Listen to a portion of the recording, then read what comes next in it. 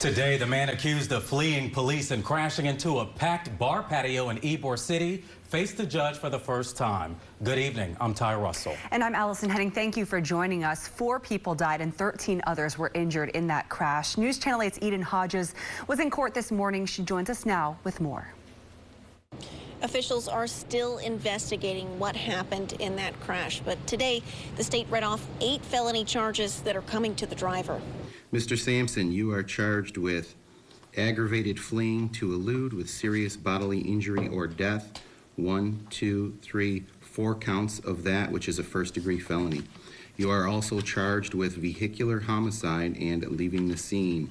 1, 2, 3, 4 counts of that. The suspect of Ybor City's deadly crash made his first court appearance Sunday. Yeah, we got 2 that are racing on the highway now. Tampa police say Silas Sampson was street racing before Highway Patrol began a high-speed chase that ended just as Sampson got to 7th Avenue in Ybor City. When he came in and he hit that wall, I mean, a couple people got a chance to jump out the way, but nobody saw it coming. Bystanders told us they didn't hear screams nor warnings until after the car made impact. It happened that fast. Oh my God! It was bad. People were laid out, bodies everywhere. It was bad. Court records show it's not Sampson's first time speeding. Just 2 months ago, he got a ticket in the same Toyota Camry going 99 miles per hour in a 70 zone. Life's changed forever. I mean, he's affected more than he even knows himself, and he's probably, hating it right now, but he had time 2 weeks ago to really change, and it sucks. In court, the state didn't add any additional charges. Sampson will remain behind bars until a hearing this week. It should have been a wake-up sign, and obviously it wasn't, so I hope the victims get justice. Sampson will be back in court on Thursday morning. Until then, the Florida Highway Patrol is asking anyone who saw that crash to come and contact them. In Tampa, I'm Eden Hodges, 8 on your side. A crash in Ybor City this weekend killed 4 people and injured more than a dozen others. Today, city leaders said there is only one person to blame for this tragedy, and he is in custody. Good evening. I'm Jennifer Lee. And I'm Keith Kate. Thank you for joining us tonight. 22-year-old Silas Sampson is facing a long list of charges as a result of that crash we just showed you there. Tonight, we have 8 on your side team coverage. News Channel 8's Georgia MacArthur spoke with a sister of one of the victims. She describes him as a Superman of the family. But we begin tonight with News Channel 8's Jeff Patterson. Jeff, some people are calling for change to make the streets safer in Ybor City. Good evening, Jen and Keith. That they are. But right along here on 7th Avenue is where a Florida Highway Patrol trooper tried to use his vehicle to prevent that tragedy. Unfortunately, just down there, about 2,000 feet, is where the accident occurred. And now some people are asking, why can't the city block off 7th Avenue to prevent tragedies like this? Yeah, we got 2 that are racing on the highway now. It began with reports of speeding cars on Interstate 275. Ending moments later with the horrific crash. This wasn't an accident.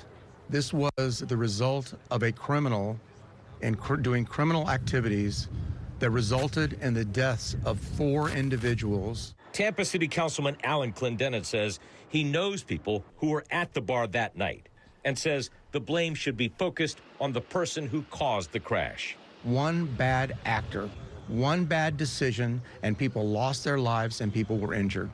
But some people are calling for safety measures on 7th Avenue and would like to see traffic blocked from the entertainment district on crowded nights. Unfortunately, we will never be able to completely safeguard our residents, our visitors, from the bad decisions that people make.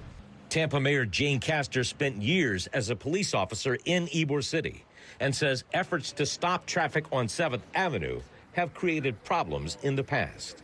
All of the data tells us that it's safer to have 7th Avenue open because it prevents the congregations of individuals that are coming with no intent to patronize the establishments, the restaurants. The mayor says in this case, unfortunately, even bollards or pylons on the sidewalk would not have prevented this fatal crash. She says in this case, the speeding car was going more than 60 miles an hour when it ran into those innocent victims. So pylons or bollards on the side of the street, the car would have hit that, flipped over, and there would have still been fatalities or injuries, she says. Jen? Well, Jeff, will the city look at any other safety measures? I'm not even sure if there are any, but will they review that?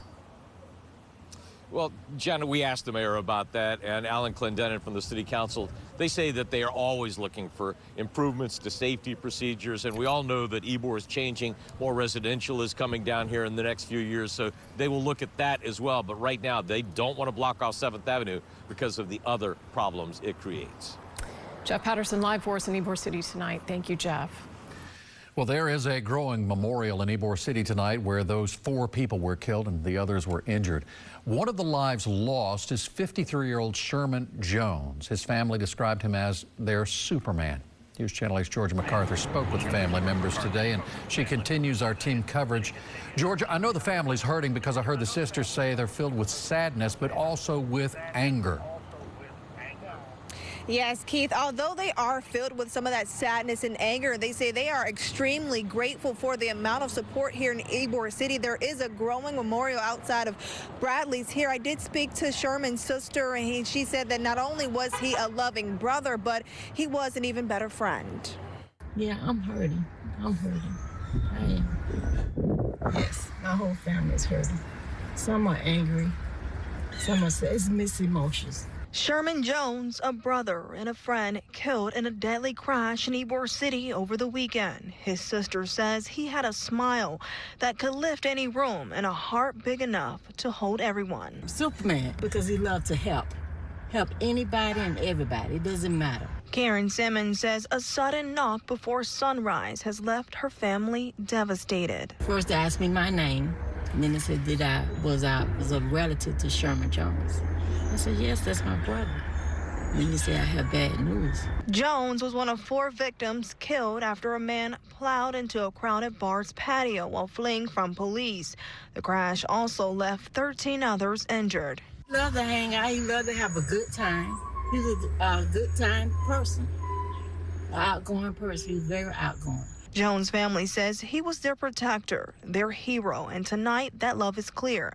Flowers, candles, and Superman photos now cover this memorial, a tribute to the man they say always showed up to save the day.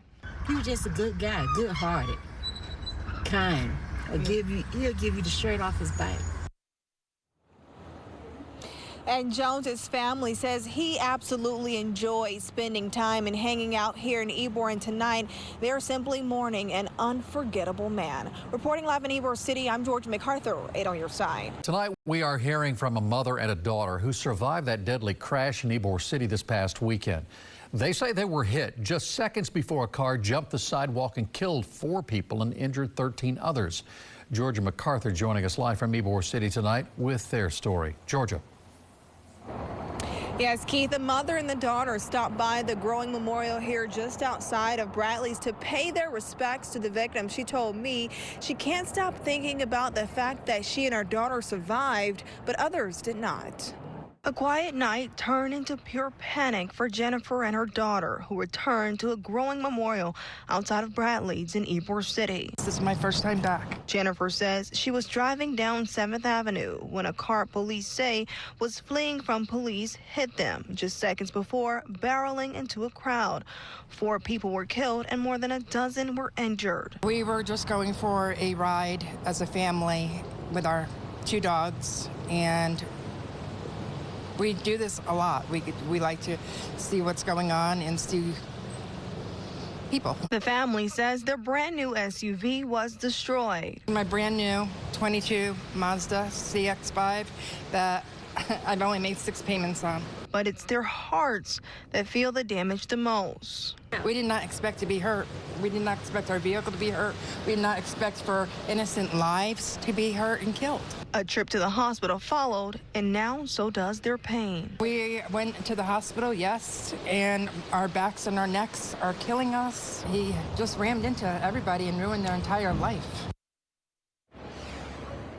And the suspect, 22-year-old Silas Sampson, is facing multiple felony counts of 4 counts of vehicular manslaughter. As far as Jennifer and her daughter, they say they are extremely lucky and grateful to be alive, but can't stop thinking about the chaos and the screams from that night. Reporting live in Ybor City, I'm Georgia MacArthur, 8 on your side.